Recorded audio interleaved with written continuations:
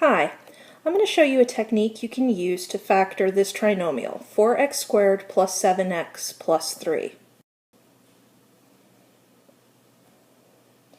We're going to start with the trinomial you see here, and the first thing we're going to do is take the first and last terms and multiply them together.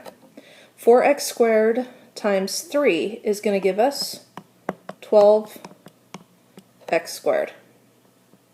Fix that too a little bit.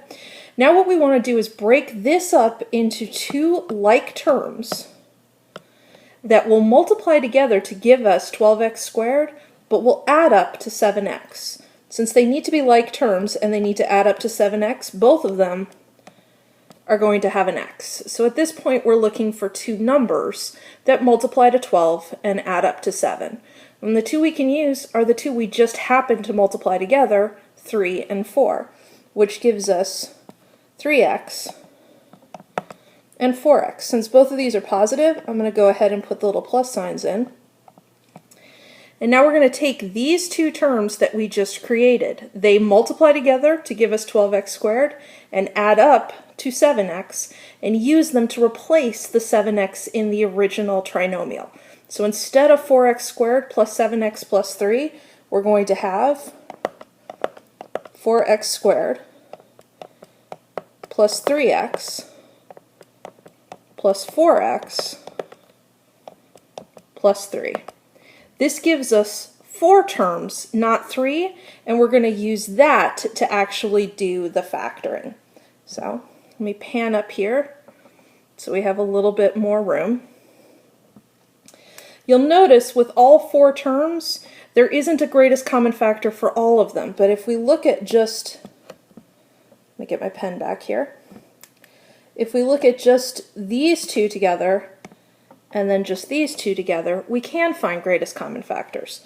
For the first pair, you notice both of them have an x. So I'm going to go ahead and factor that x out, and I am left with x times 4x plus 3. Now for the other pair, 4x plus 3, just looking at it at first glance, there is no greatest common factor. Nothing is really going to divide 4x and 3 evenly. But remember, you can always factor out a 1 or a negative 1. In most instances, it's not very helpful, but here, with this factor by grouping technique, it's very useful. Since we're starting with a positive here, I'm going to go ahead and factor out plus 1. And when I do that, since I'm really just dividing out 1, you notice I'm left with 1 times 4x plus 3. Now, why did we do this? If you look,